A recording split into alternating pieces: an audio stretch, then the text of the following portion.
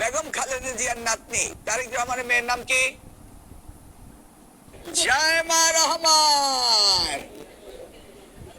ওকে, তোমরা রাজনীতি করবা জায়মা রহমানের সাথে, তাই না? তোমরা কার সাথে রাজনীতি করবা? জায়মা রহমানের সাথে নাকি? তুমি কার সাথে রাজনীতি করবা বলো? জায়মা রহমানের সাথে নাকি? ওকে, তোমার এই ফালতু কথা শোনার টাইম আমার না। একজন শিক্ষক কিংবা শিক্ষামন্ত্রী বাচ্চাদেরকে জিজ্ঞেস করবেন তুমি বড় হয়ে কি হবা, ডাক্তার হবা না ইঞ্জিনিয়ার হবা? তিনি এই সমস্ত জিজ্ঞেস না করে তিনি ক্লাসে গিয়ে ছাত্রদেরকে, বাচ্চা বাচ্চা ছাত্রদেরকে জিজ্ঞেস করতেছেন, জাইমা রহমানকে চিনো? খালেদা জিয়ার নাতিনকে চিনো? প্রধানমন্ত্রীর মেয়েকে চিনো? তিনি, তোমরা বড় হয়ে জাইমা রহমান হবা। কি হবা বলো? জাইমা রহমান হবা। তোমরা বড় হয়ে জাইমা রহমানের সাথে রাজনীতি করবা। কত বড় বেকুব লোক! এই লোক তো মানে ইনভ্যালিড হয়ে গেছে। না না না, এই লোকের শিক্ষামন্ত্রী থাকার কোনো যোগ্যতা নাই। আমরা যারা বিএনপি করি এবং অন্যান্য দলের সমালোচনা দেখো বুঝতেছি, তারাও তাকে শিক্ষামন্ত্রী হিসাবে টিটকারি করতেছে। আমরা বিএনপি করি, আমরা টিটকারি পাত্র হতে পারি না, আমরা দলের ক্ষতি করতে পারি না। আমরা দলের ক্ষতি হোক, আমরা দলের জন্য মুখ দেখাতে পারবো না, এটা আমরা মানব না। আমি আমার কয়েকদিন আগের একটি ভিডিও বার্তায় বলেছিলাম, শিক্ষামন্ত্রী কি পাগল হয়ে গেলেন নাকি মাথায় কোনো সমস্যা দেখা দিল?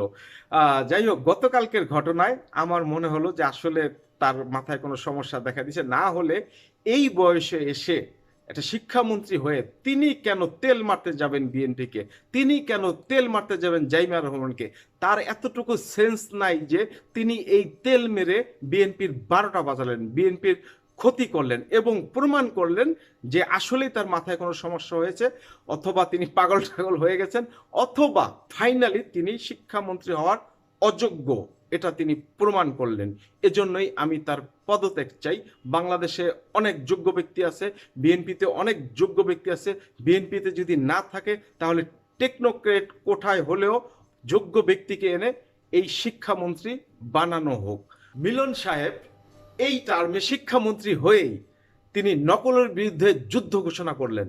আরে ভাই, নকলের বিরুদ্ধে যুদ্ধ ঘোষণা করার আগে আপনার তো আগে উচিত বর্তমান শিক্ষা পদ্ধতি কি অবস্থায় আছে, বর্তমানে শিক্ষকদের মান কি অবস্থায় আছে, বর্তমানে শিক্ষার পরিবেশ কি অবস্থায় আছে, এগুলো পর্যবেক্ষণ করা, এগুলো মেরামত করা।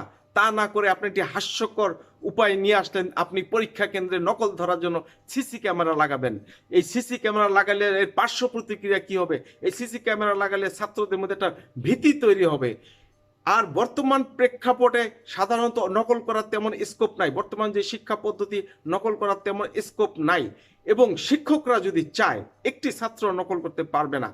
এই কোটি কোটি সিসি ক্যামেরার টাকা কি আপনার পকেট থেকে দেবেন? এটা জনগণের টাকা, আপনি খরচ করার অধিকার আপনাকে কে দিয়েছে? আপনি সিসি ক্যামেরা পরীক্ষা হলে বসাবেন, এখানে মেয়েরা পরীক্ষা দিবে, আপনি কি সিসি ক্যামেরা দিয়ে মেয়েদের শরীর দেখতে চাচ্ছেন? আপনার উদ্দেশ্যটা কি? আপনার আসলে এজন্যই আমি আপনার পদত্যাগ চাই। ইতিমধ্যে আপনি একজন জোকার শিক্ষামন্ত্রী হিসাবে পরিচিতি লাভ করেছেন। আমি মাননীয় প্রধানমন্ত্রী তারেক রহমানকে একটি বার্তা দিতে চাই, জরুরি বার্তা।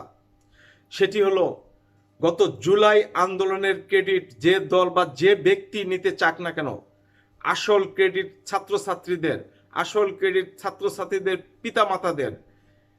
এর মূল কারণ ছিল বিগত সরকার শিক্ষা ক্ষেত্রকে বা শিক্ষাঙ্গনকে বা শিক্ষা ব্যবস্থাকে এমনভাবে ধ্বংস করেছিল যে ছাত্রছাত্রীরা, ছাত্রছাত্রীর পিতামাতারা ক্ষেপে গিয়েছিলেন, চরম বিরক্ত হয়েছিলেন, চরম ক্ষতির শিকার হয়েছিলেন।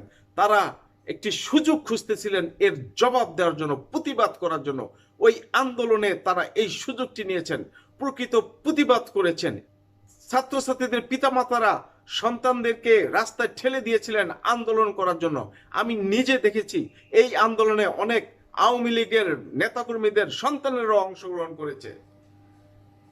তাই আমি তারেক রহমানকে বলবো, এই শিক্ষাক্ষেত্রে অরাজকতা, শিক্ষাক্ষেত্রে অযোগ্য লোক দ্বারা পরিচালনা, শিক্ষাক্ষেত্রের আগের মতো সেই ব্যর্থতা যদি আবার হয় তাহলে বিএনপিকে অনেক পস্তাতে হবে।